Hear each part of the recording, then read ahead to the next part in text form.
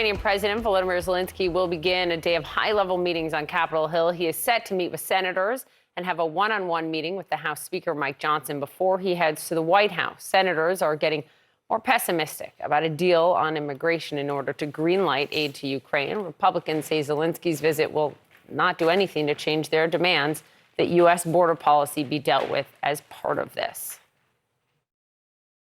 We have a responsibility in the United States of America. That would mean me going back to my state and saying I care about people in other countries, but I don't care about what's happening in my own country. It's important that we actually do two things at once here.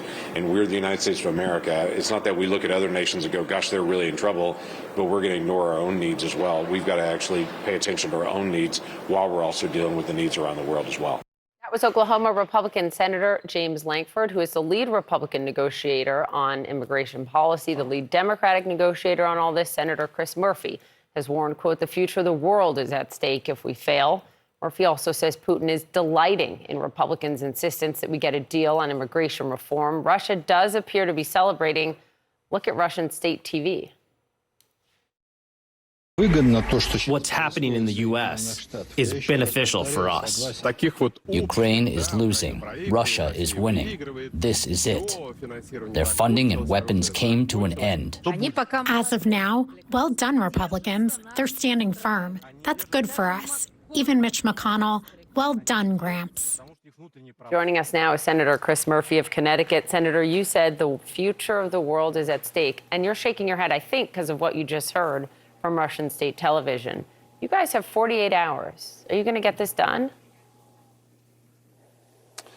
Well, I hope that President Zelensky's visit is impactful, but that's absolutely remarkable to listen to Vladimir Putin's mouthpieces on Russian state TV celebrating Republicans' decision to hold up aid to Ukraine, which they say they support because they want to get Trump border policies put into law, something that the American people don't support.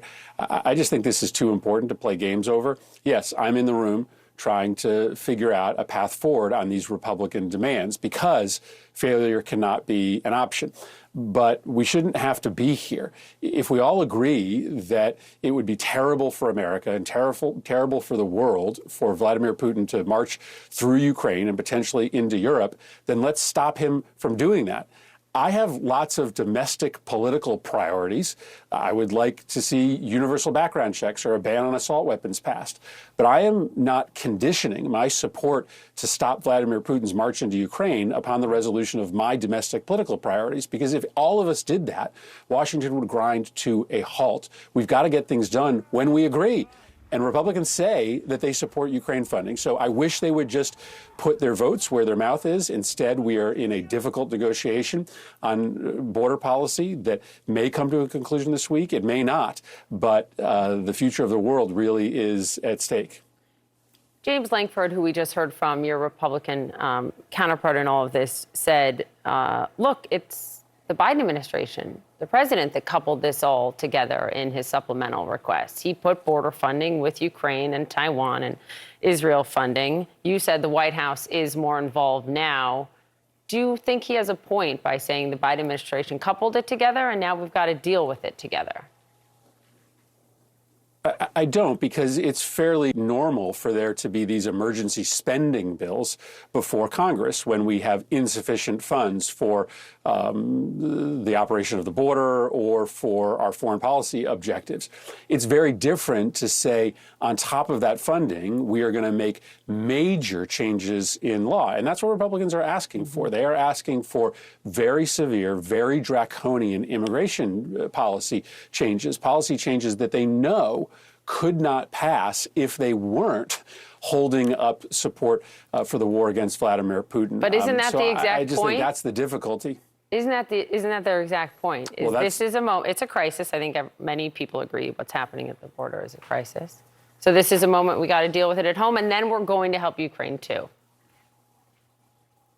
Yeah, I think we should separate the two. I don't think that Vladimir Putin should be given a green light to invade and conquer Ukraine and Europe simply because for 40 years we've had a tough time coming to a conclusion on immigration policy. But listen, Poppy, we're going to work at this. I'm at the table. I hear what Republicans have been saying. We're going to try to come to a conclusion, and I'm sitting down with Senator Langford and others in good faith this week. And you did point out, look, in your words, this is 10 times more complicated than even gun reform, to have comprehensive immigration reform, which I think speaks to just what you guys are up against. You know what I'm really struck by, Senator, is the sentiment of the American people.